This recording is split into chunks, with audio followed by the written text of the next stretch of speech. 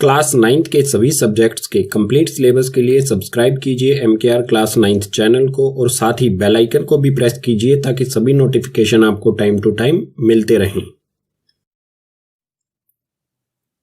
इस वीडियो में पढ़ेंगे कक्षा 9वीं का विषय गणित यानी कि सब्जेक्ट मैथ्स का पार्ट 1 जिसका नाम है संख्या पद्धति। संख्या पद्धति का ये भाग 2 है जिसमें हम एक्सरसाइज 1.1 के सभी क्वेश्चंस को सोल्व करेंगे।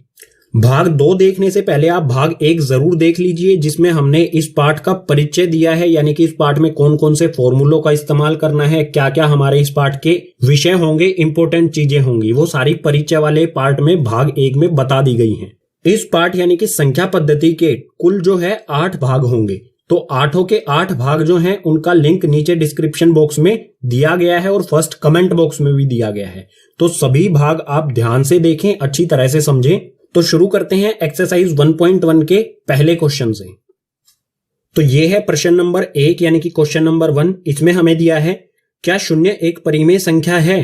क्या इसे आप p बटा q के रूप में लिख सकते हैं जहां p और q पूर्णांक हैं और q जो है वो बराबर नहीं होना चाहिए 0 के।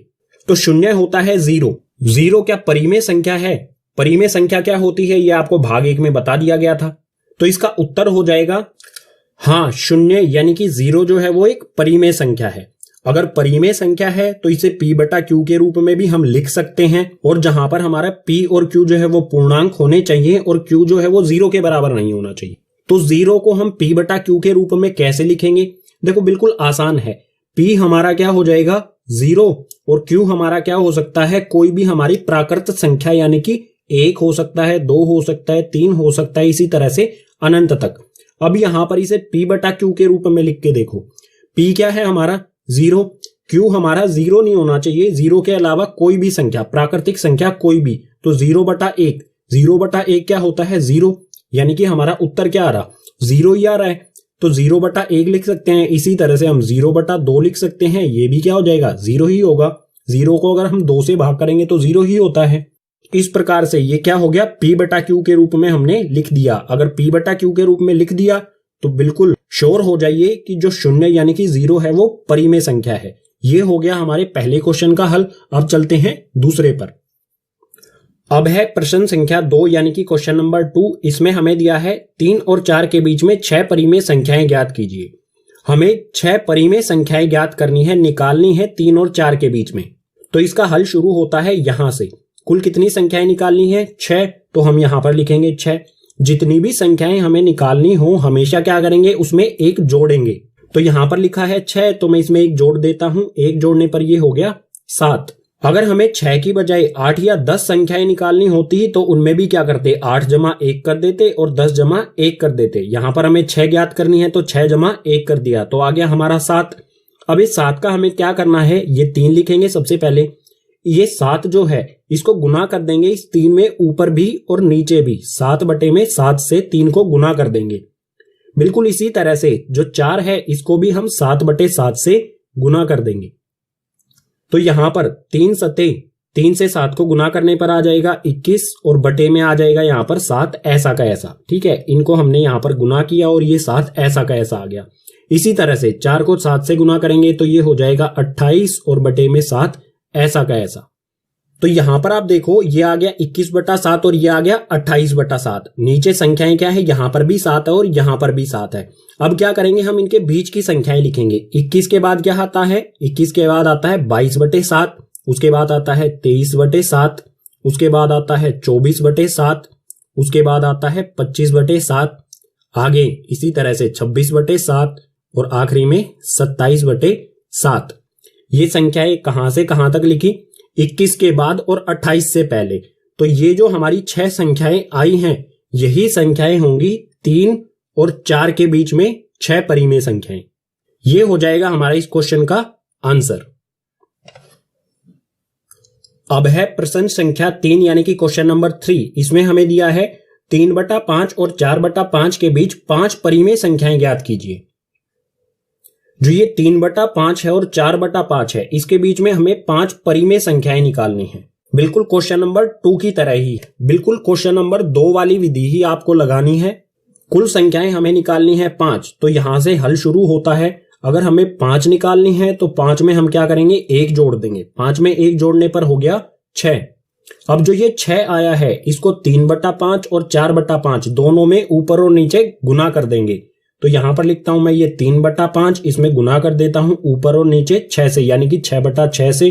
बिल्कुल इसी तरह से यहां पर मैं लिखूंगा 4/5 और गुना में ऊपर और नीचे यहां पर 6 और 6 से। तो यहां पर गुना करने पर आएगा, 3 को 6 से गुना करेंगे तो ये आ जाएगा 18 और 5 को नीचे 6 से गुना करेंगे तो 5 6 हो जाएगा 30।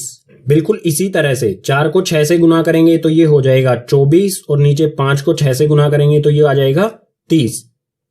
अब हमारे पास जो संख्याएं आ गई हैं वो हैं 18/30 और 24/30।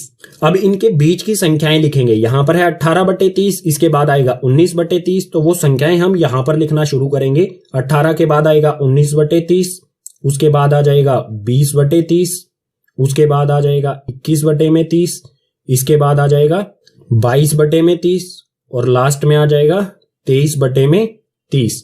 तो जो ये हमारी संख्या आई है ये क्या हो गई, 5 परिमेय संख्या। आप गिन सकते हैं 1 2 3 4 5। ये हो गया हमारा इस क्वेश्चन का उत्तर। अब है प्रश्न संख्या 4 यानी कि क्वेश्चन नंबर 4। इसमें दिया है नीचे दिए गए कथन सत्य हैं या असत्य, कारण के साथ अपने उत्तर दीजिए। जो भी हमें ये 3 कथन दिए गए हैं ये सत्य यानी कि सच हैं या असत्य यानी कि झूठे हैं, और सत्य हैं तो क्यों हैं और असत्य हैं तो क्यों है, कारण भी बताना है हमें।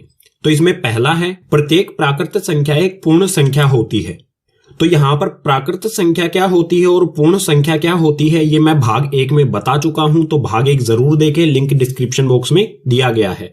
प्राकृत संख्या जैसा कि मैंने बताया था 1 2 3 4 इस तरह से अनंत तक होती हैं। इसी तरह से पूर्ण संख्याएं क्या होती हैं, 0 से शुरू होती हैं और अनंत तक, 0 1 2 3 और अनंत तक चलती हैं ये।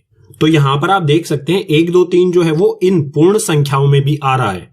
तो यहां पर हम कह सकते हैं प्रत्येक प्राकृत संख्या एक पूर्ण संख्या होती है। तो ये कथन जो है ये बिल्कुल क्या होगा, सत्य होगा। सत्य क्यों होगा, क्योंकि सभी प्राकृतिक संख्याएं जो हैं वो पूर्ण संख्याओं के अंदर भी आ रही हैं। यहां पर आप देख सकते हैं 1 2 3 यहां पर आ रहा है अनंत तक। अब है दूसरे में दिया है प्रत्येक पूर्णांक एक पूर्ण संख्या होती है। तो ये होगा असत्य। असत्य क्यों होगा, क्योंकि पूर्णांक जो है वो क्या होते हैं, माइनस में भी होते हैं, यानी कि घटा में भी होते हैं, ऋणात्मक भी होते हैं और धनात्मक भी होते हैं।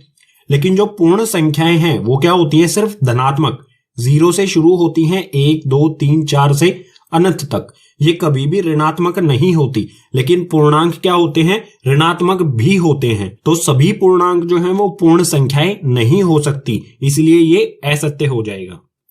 तीसरा है प्रत्येक परिमेय संख्या एक पूर्ण संख्या होती है। तो ये भी होगा असत्य। असत्य क्यों होगा, क्योंकि परिमेय संख्याएं जो होती हैं उसे हम p/q के रूप में लिख सकते हैं। जैसे ये हो गया 3/5, ये एक परिमेय संख्या है। लेकिन क्या ये पूर्ण संख्या है? पूर्ण संख्या क्या होती है, गिनती हमारी 0 से शुरू हो जाए अनंत तक। तो सभी परिमेय संख्याएं जो हैं वो पूर्ण संख्याएं नहीं हो सकती। इसको हम परिमेय संख्या तो कह सकते हैं, लेकिन क्या ये पूर्ण संख्या है? बिल्कुल नहीं, इसलिए ये हो गया असत्य। चौथे प्रश्न के साथ ही हमारा भाग 2 यानी कि एक्सरसाइज 1.1 हो जाती है कंप्लीट। उम्मीद करूंगा आपको सभी क्वेश्चन समझ में आए होंगे। अगर आपको सभी क्वेश्चन समझ आए हैं तो इस वीडियो को ज्यादा से ज्यादा अपने क्लासमेट्स के साथ शेयर कीजिए। कोई भी डाउट रहता है तो उसे कमेंट बॉक्स सेक्शन में मेंशन कीजिए। मैं कोशिश करूंगा सभी कमेंट्स का रिप्लाई करने की। और साथ ही सभी भाग जो हैं संख्या पद्धति यानी पार्ट 1 के सभी 8 के 8 भाग जो हैं उन सभी का लिंक आपको नीचे डिस्क्रिप्शन बॉक्स में दिया गया है। इन सभी भागों को ध्यान से देखना है, आपको समझना है। एग्जाम में ये आपके लिए काफी इंपॉर्टेंट है।